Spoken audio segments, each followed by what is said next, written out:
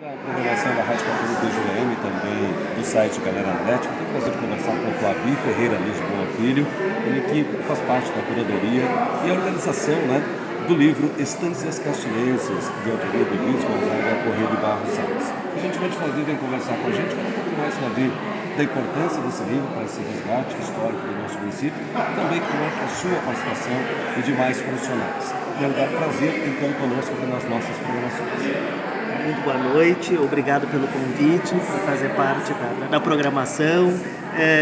Eu gostaria de dizer que o livro Estâncias Castilhenses é um livro que faz um registro da história local do município de Júlio de Castilhos a partir da ocupação do seu território. Júlio de Castilhos, ele inicia os primeiros ocupantes ainda no século XVIII, final do século XVII, início do século XVIII, e a gente fez um recorte temporal até o final do século XIX, meados do século XX, dá para dizer.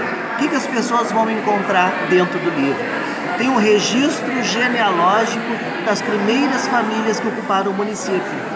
E é bacana que a gente vai ver até algumas coisas que diz respeito ao testamento, aos inventários, porque as fontes de pesquisa foram cartórios, arquivos públicos, e as pessoas vão encontrar muitos dados ali. Tem uma coisa muito intrigante que, quando a gente estava organizando a obra, nos deparamos com dados que diziam respeito a passagem da posse de escravos, porque era comum até 1888, a abolição da escravatura, isso acontecia. Isso nos gerou um impasse muito grande. Vamos colocar ou não dentro do conteúdo esse tipo de material? E aí fomos nos aconselhar com o movimento negro, o movimento social negro organizado em Santa Maria, em especial com o coletivo Afronta, e foi muito interessante quando eles disseram: nós não temos como mudar a história, mas nós podemos fazer uma nova história. Então, aparecer esses registros dentro do livro era importante, porque isso faz a gente pensar naquilo que aconteceu no nosso passado, para pensar uma perspectiva de presente e de futuro diferente. Além disso, muitas dessas famílias negras, elas perdiam o seu sobrenome, a sua identidade quando vinham para cá, e acabavam utilizando o sobrenome das pessoas que viravam suas proprietárias. Então, para entender a genealogia dessas famílias, o movimento sugeriu que nós colocássemos dentro da obra. Então, nós não cortamos nada do que era de documento histórico, aparecem esses relatos literais, mas ao mesmo tempo a gente vai colocando uma narrativa que se possa falar, mostrar quais foram as primeiras pessoas que chegaram, com quem casaram, quais filhos tiveram, e a gente vai conseguindo, pelo sobrenome, nos localizar dentro dessa história. O nosso município tem uma história que é rural, uma ocupação do território que é rural. Foi se configurar como município muito mais tarde. Isso tudo vai estar disposto dentro do livro, a partir das primeiras instâncias. É desta maneira que nós organizamos. O livro está recheado aí com muitos mapas, muitas imagens, e o bacana é que todas foram desenhadas pelo seu Luizão. Ele colocou tudo isso e disponibilizou. É um acervo incrível. Esse trabalho ele iniciou com o pai dele, o seu Francisco Salles ainda, que trabalhou muito próximo do Érico Veríssimo, inclusive fazendo pesquisas históricas que deram pano de fundo, que deram um contexto para a elaboração das obras do nosso renomado escritor aí também, Érico Veríssimo, que fala sobre a literatura regional. Isso a partir de histórias reais, daquilo que aconteceu conosco, vai aparecer dentro dessa literatura. Tua satisfação, Flavio, de fazer parte dessa história, como é que foi esse encontro com o seu Luizão? Que bacana. Foi um encontro de amizade, eu diria. Apesar de eu estar vinculado à Universidade Federal de Santa Maria como docente, eu sempre gostei de Júlio, sou daqui, me identifico com as coisas daqui, gosto da nossa história. E um dia, conversando com uma colega de faculdade que estava visitando a Ditinha, filha do seu Luiz, que participou da organização do livro também, ela me disse: a gente tinha que organizar esse material todo que ele tem, é um acervo riquíssimo, tem mapas, tem registro de arquivo histórico, na forma de um livro para que mais gente tivesse conhecimento. E aí foi da amizade para o trabalho mais profissional mesmo, com toda a seriedade que esse tipo de trabalho exige. E foi aí mais ou menos 1 ano e meio de dedicação para que essa obra pudesse tomar esses contornos, sendo que os conteúdos já estavam desenvolvidos, nós tínhamos que selecionar aquilo que iria compor a obra. Mas foi incrível. Cada reunião, era um aprendizado. O seu Luiz é uma pessoa incrível, nos ensina muito a cada encontro, cada conversa. Até vou contar uma coisa curiosa, então.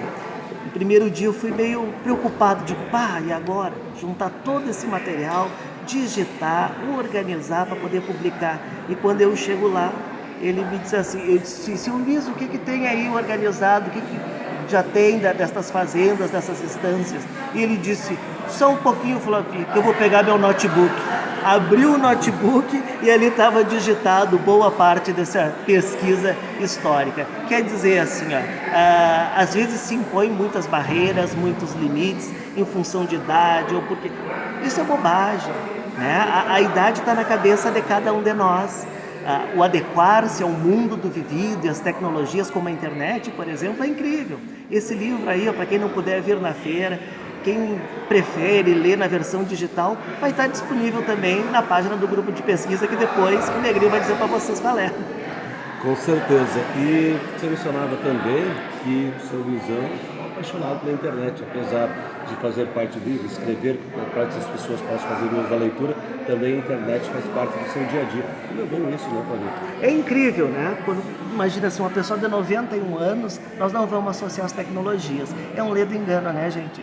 O nosso país é um país que está envelhecendo, as crianças já nascem digitais, elas não sabem ler ainda, já sabem mexer nos iPads, nos iPhone, né? Quer dizer, esse público todo aí, quando chegar nessa idade também, vai estar muito mais próximo das tecnologias. Mas pensar isso vários dias de hoje, para um senhor que tem 91 anos, é uma aula, né? Quer dizer, por que nós vamos nos acomodar? Ele está nas redes sociais também, viu? O lançamento foi feito no dia 24 de outubro, inclusive com a sessão de autógrafos. Para quem não pôde acompanhar nesta data, como é que faz para adquirir o livro pessoalmente? Como é que faz, Fabrício? Ótimo. O livro vai estar disponível aí nos outros dias da feira, no estande da organização da feira mesmo. E quem quiser o autógrafo do seu Luiz, ele já se prontificou. Ele mora 1,4 quadra daqui da Rua Coberta. É só chegar lá que vai ser um prazer, com certeza, ele autografar a obra de quem quiser. Você falava para nós encerrarmos da Universidade Federal de Santa Maria a importância dessa universidade, com o ensino gratuito para a concretização desta obra e também para os demais que hoje fazem parte do ensino. Eu acho que nós exploramos muito pouco o potencial de uma universidade.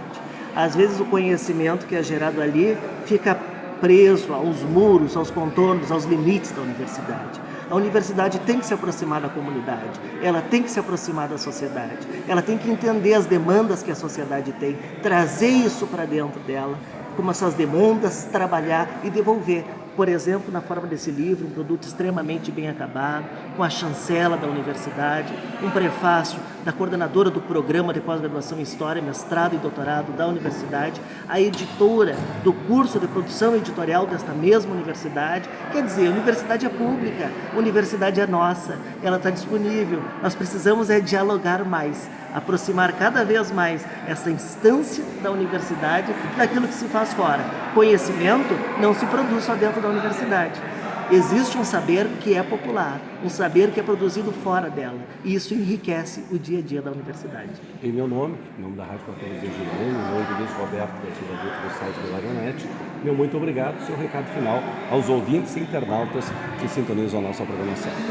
Bom, pessoal, muito obrigado pela cobertura, pela divulgação, pela publicidade disso que está aqui acontecendo. Quero dizer para todos vocês, vão lá, baixe o livro, quem não puder vir aí comprar, adquirir o impresso ou prefere fazer a leitura no digital, acessa, lá é a nossa história. É só conhecendo as nossas origens, de onde a gente veio, é que a gente consegue pensar num futuro diferente, né? A cultura é para todo mundo, a arte tem que ser para todo mundo, a literatura também. Muito obrigado.